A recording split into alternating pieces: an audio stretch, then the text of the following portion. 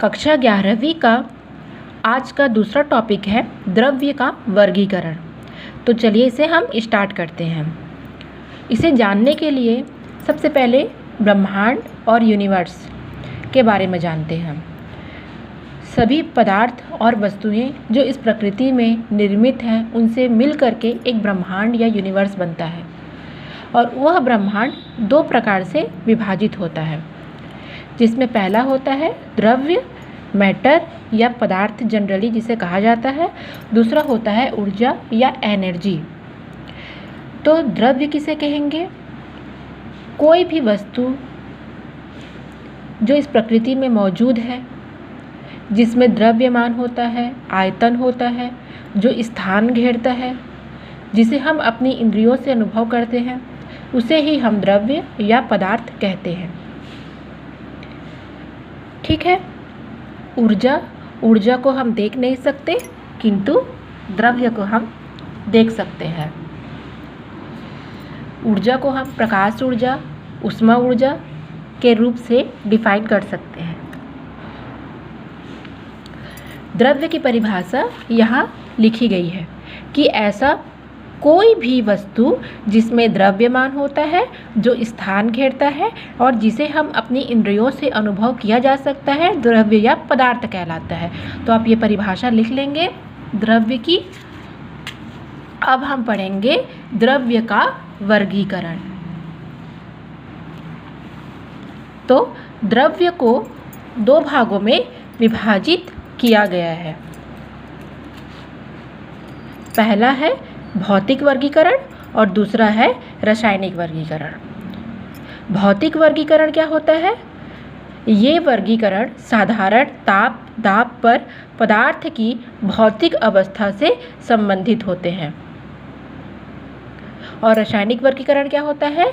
ये द्रव्य के संघटन से संबंधित होते हैं, जिनसे मिलकर के द्रव्य बनता है, उसके संगठन के आधार पर ये वर्गीकृत होते हैं। भौतिक वर्गीकरण जो ताप दाब और पदार्थ की भौतिक अवस्था से संबंधित होता है, इस आधार पर ये तीन प्रकार के होते हैं। भौतिक अवस्था के आधार पर पहला आ जाएगा आपका ठोस, दूसरा द्रव और तीसरा गैस। तो इसके बारे में पहले हम पढ़ लेते हैं। ठोस या सॉलिड किसे कहते हैं? सबको पता है, ठोस का आकार, आयतन और आकृति निश्चित होता है। द्रव में केवल आयतन निश्चित होता है और गैस में आकार, आकृति और आयतन तीनों अनिश्चित होता है। ठोस के अवयवी कण बहुत ही सघन होते हैं, उनके अणु आपस में बहुत पास होते हैं, जिससे उनमें तीव्र आकर्षण बल पाया जाता है, जिसे हम ठोस कहते हैं। द्रव में ठोस की अपेक्षा अणु कुछ दूर होते हैं, परंतु गैस में इसके अणु बहुत ही दूर फैले हुए होते हैं। तो ठोस द्रव गैस की परिभाषा हो जाएगी। अब हम देखते हैं रासायनिक वर्गीकरण। द्रव्य के संघटन की मात्रा के आधार पर ये दो प्रकार के होते हैं। पहला होता है शुद्ध पदार्थ, दूसरा होता है मिश्रण। तो पहले हम शुद्ध पदार्थ के बारे में पढ़ेंगे, उसके पश्चात हम मिश्रण के बारे में पढ़ेंगे। शुद्ध पदार्थ किसे कहेंगे? वह पदार्थ जिसमें अवयवी कण का अर्थ क्या हो जाएगा? वह कण जिससे मिल करके एक क्रिस्टल, एक ठोस या एक पदार्थ का निर्माण होता है। और यह कण परमाणु हो सकते हैं, अणु या आयन हो सकते हैं, उन्हें ही अवयवी कण कहते हैं। जैसे ये ठोस की संरचना में ये जितने छोटे छोटे कण हैं, यही अवयवी कण कहलाएंगे। तो वह पदार्थ जिसमें अवयवी कण रासायनिक प्रकृति से या रासायनिक दृष्टिकोण से एक प्रकार के होते हैं, एक ही प्रकार के उसमें अवयवी कण पाए जाएंगे। जैसे आपका हो गया तांबा, आपका सोना, आपका सोडियम क्लोराइड, ये सभी आ जाएगा शुद्ध पदार्थ में। अब शुद्ध पदार्थ की प्रकृति के आधार पर इसे फिर से दो भागों में विभाजित किया गया है, एक को तत्व में और दूसरे को यौगिक में। तत्व को एलिमेंट्स कहते हैं और तत्व की परिभाषा होती है कि तत्व किसी भी पदार्थ का शुद्धतम रूप को कहते हैं। किसी शुद्ध पदार्थ का वह सरलतम रूप जिसे सामान्य भौतिक और रासायनिक विधियों द्वारा तोड़ा भी नहीं जा सकता और उसे बनाया भी नहीं जा सकता, इसे ही हम तत्व कहते हैं। तत्व 3 प्रकार के होते हैं, धातु, अधातु और उपधातु। तो तत्व की डेफिनेशन और यहाँ नोट्स दी गई है। तत्व पदार्थ का वह सरल रूप जिसे अपघटित करके और अधिक सरल तथा समान पदार्थ नहीं बनाया जा सकता, उसे ही हम तत्व कहते हैं। या एक ही प्रकार के अणु से मिलकर के बने पदार्थों को हम तत्व कहेंगे। ये प्रकार की दृष्टि से 3 प्रकार के होंगे। धातु किसे कहेंगे? ये वे तत्व होंगे जो ऊष्मा के और विद्युत के सुचालक होंगे और सामान्य ताप पर ये ठोस अवस्था में ही प्रकृति में पाए जाएंगे। ये बहुत आघातवर्ध होंगे और तन्य होंगे। आघातवर्ध का मतलब क्या हो जाएगा? आघातवर्ध का मतलब होता है कि जो ठोस के कण होते हैं, हमको पढ़ना है आघातवर्ध्य। ठोस हो गया, कोई भी ले सकते हैं, लोहा, तांबा, सिल्वर, गोल्ड, कुछ भी ले सकते हैं। तो ये ठोस हो गया। ठोस है, इसके कण आपस में बहुत पास है, बहुत क्लोज पैकिंग है इनकी। तो इनमें तीव्र प्रकार का आकर्षण बल पाया जाएगा, एक प्रकार का अंतराणविक बल पाया जाएगा, जिससे ये अपने जगह से न इधर उधर जा पाएंगे न हिल डुल सकेंगे, केवल अपने ही जगहों पर कंपन कर सकते हैं। तो इस प्रकार से इसकी आकर्षण बल को भंग करने के लिए हमको बहुत अधिक ऊर्जा देनी पड़ेगी। यदि हम इसे गर्म करेंगे, बहुत अधिक ऊष्मा देंगे, तो क्या होगा? तीव्र ऊष्मा देने के बाद ये पिघलना स्टार्ट होगा। पिघल करके इनके अणु बहुत ही दूर दूर चले जाएंगे, जिससे इसकी आकृति बदल जाएगी। इसे ही आघातवर्धतीय कहते हैं। और दूर जाने पर ये फैल जाएंगे, जिसे हम तन्यता का गुण भी कहते हैं। उसके पश्चात पढ़ेंगे हम अधातु। वे तत्व जिनमें धातु के गुण प्रदर्शित नहीं करते। जो तत्व धातु के समान कोई भी गुण प्रदर्शित नहीं करते, उसे ही हम अधातु तत्व कहते हैं, क्योंकि उनमें किसी भी प्रकार का आकर्षण बल नहीं पाया जाता है। और अधातुओं में तीनों अवस्थाओं में पाए जाते हैं। जो अधातु होते हैं वो ठोस, द्रव और गैस तीनों अवस्था में पाए जाते हैं। ये विद्युत के कुचालक होते हैं और इसमें आघातवर्धनीयता और तन्यता का गुण नहीं पाया जाता है। जैसे आपका आ जाएगा इसमें कार्बन, नाइट्रोजन, सल्फर, फास्फोरस, ये सारे आपके अधातु तत्व कहलाएंगे। फिर तीसरा आ जाएगा आपका उपधातु। ये वे तत्व होते हैं जो धातु और अधातु दोनों के समान गुण प्रदर्शित करते हैं, दोनों के समान गुण रखते हैं और इनकी संख्या भी बहुत कम होती है। जैसे आर्सेनिक, बिस्मथ, टीन, ये सभी उपधातु कहलाते हैं।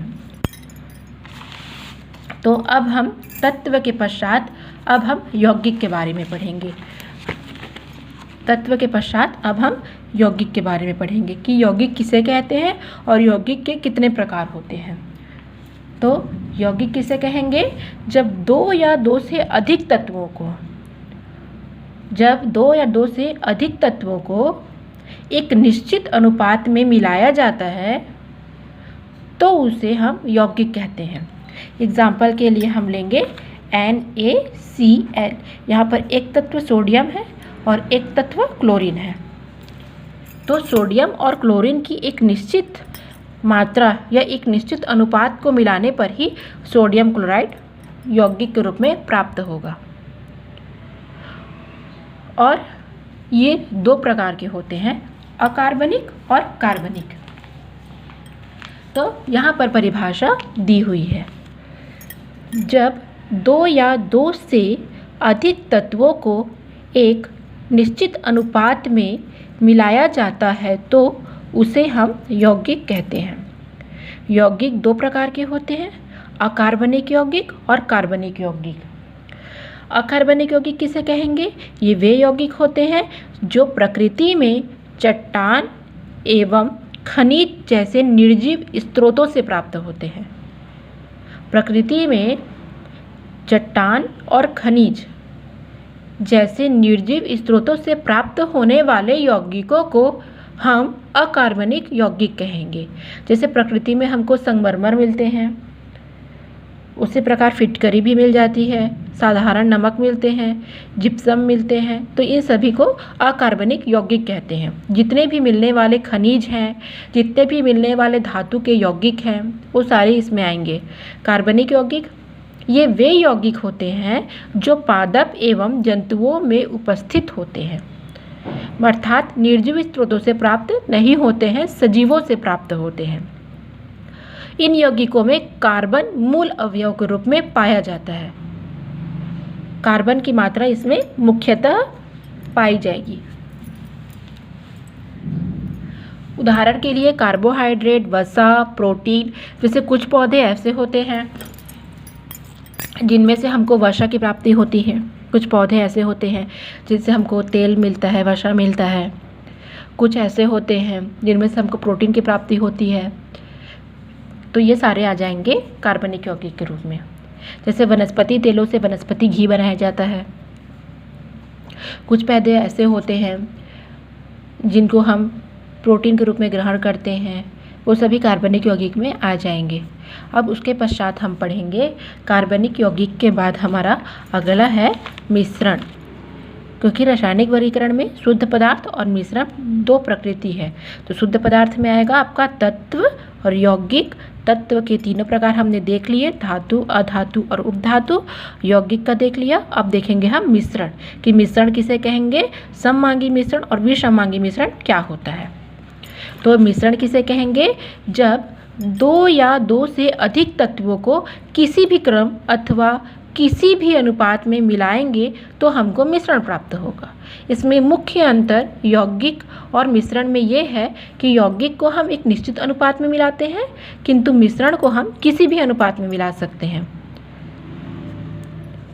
सममांगी मिश्रण किसे कहेंगे? पहला प्रकार है इसका सममांगी मिश्रण। सममांगी मिश्रण के जो अवयव होते हैं वो आपस में इतनी अच्छी तरीके से मिले होते हैं कि उन्हें हम सूक्ष्मदर्शी से नहीं देख सकते और उन्हें हम किसी भी पृथक्करण की विधि से भी पृथक नहीं कर सकते। इनकी पृथक्करण की कोई सीमा नहीं होती है और इनका जो संघटन होता है वो सर्वत्र एक समान होता है। इनको हम उनके घटकों के बीच से अलग नहीं कर सकते हैं। एग्जाम्पल के लिए हम चीनी और पानी लेंगे। जब हम चीनी को पानी में मिलाते हैं और उसे अगर हम चम्मच से घोल देते हैं तो वो चीनी पानी में इतनी अच्छी तरीके से सर्वत्र रूप से मिल जाता है कि हम उसके घटकों को पानी से अलग नहीं कर सकते हैं। उसी प्रकार हवा में बहुत सारे गैस होते हैं, धूल के कण होते हैं, उसे हम अलग नहीं कर सकते। तो ये सब एग्जाम्पल आ जाएगा आपका सममांगी मिश्रण में। उसके पश्चात हम देखेंगे विसमांगी मिश्रण। विसमांगी मिश्रण वह मिश्रण विसमांगी मिश्रण कहलाता है जिसमें एक समान संगठन नहीं पाया जाता है और जिनके घटकों को हम पृथक्करण की विधि द्वारा अलग कर सकते हैं।